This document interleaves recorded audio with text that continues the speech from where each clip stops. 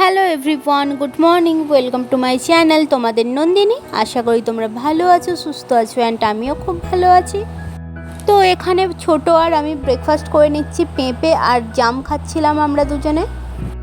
আজকে রান্নার ডিপার্টমেন্টে আছে আমার মা, আজকে মা সব রান্না করছে।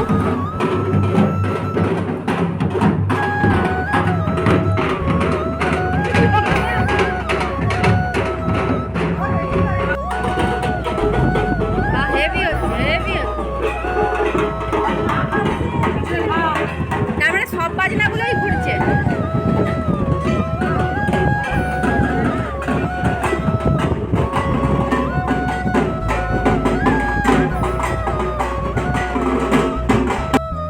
আজ হচ্ছে আমার শ্বশুরবাড়িতে কালী পুজো।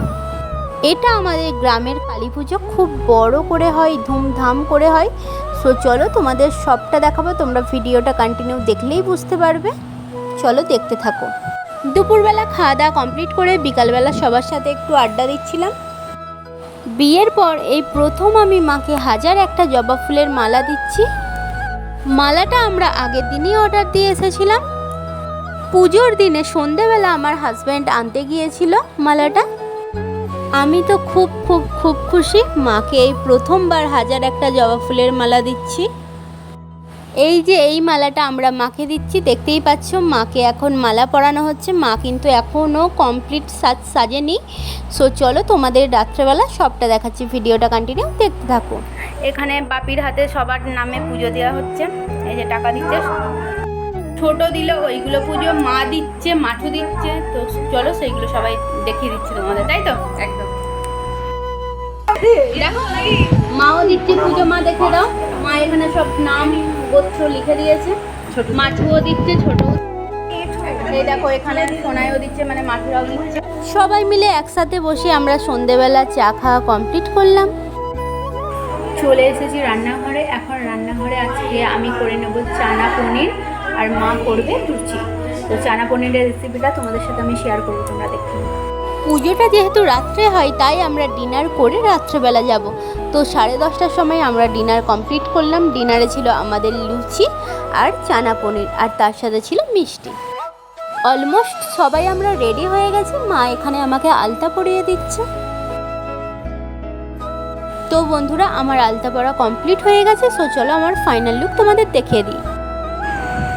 তো ফ্রেন্ডস, আমরা রেডি হয়ে গেছি।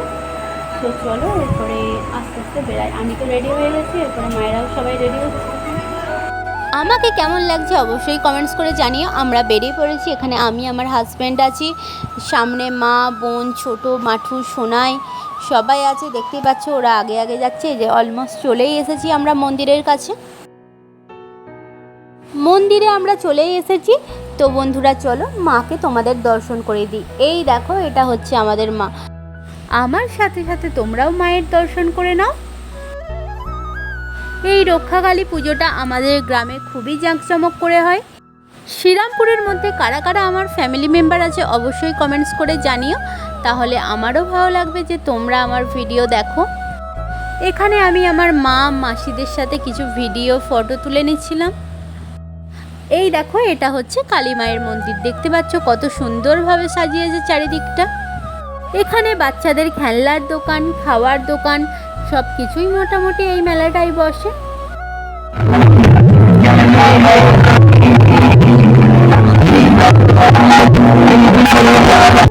মায়ের এই পুজোটা এলেই আমি একজনকে খুব মিস করি, সেটা হচ্ছে আমার বাবা, মানে আমার শ্বশুর মশাই।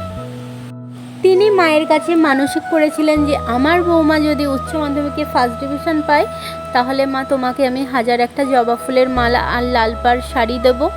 আমি উচ্চ মাধ্যমিকে ভালো রেজাল্ট করেও ছিলাম, আর বাবা সেই মানসিকটা পূরণও করেছিল। বাবা আমাকে খুব ভালোবাসতেন, আর আমিও বাবাকে খুবই ভালোবাসতাম। তো বন্ধুরা, বেশি কিছু বলবো না, এইসব বললেই ইমোশনাল হয়ে পড়বো। না না না, চলে এসেছি বাড়ি চলে এসেছি। প্রচণ্ড গরমে মায়ের শরীরটা একটু খারাপ হয়ে গেছিলো, দেখতেই পাচ্ছ মুখটা কেমন হয়ে গেছে। বাট এখন ঠিক আছে, এখন আমার মনটা শান্তি, ঠিক আছে, তাই তো মা? কালী পুজোর দিন ছিল প্রচণ্ড পরিমাণে গরম, আর এত পরিমাণে বক্সের আওয়াজ, মা বাড়ি আসার সময় খুবই অসুস্থ হয়ে পড়েছিল। তো ভিডিওটা তারপর আর এন্ড করা হয়নি। তো ভালো লাগলে অবশ্যই like, comment, share and subscribe করে দিও। বাই।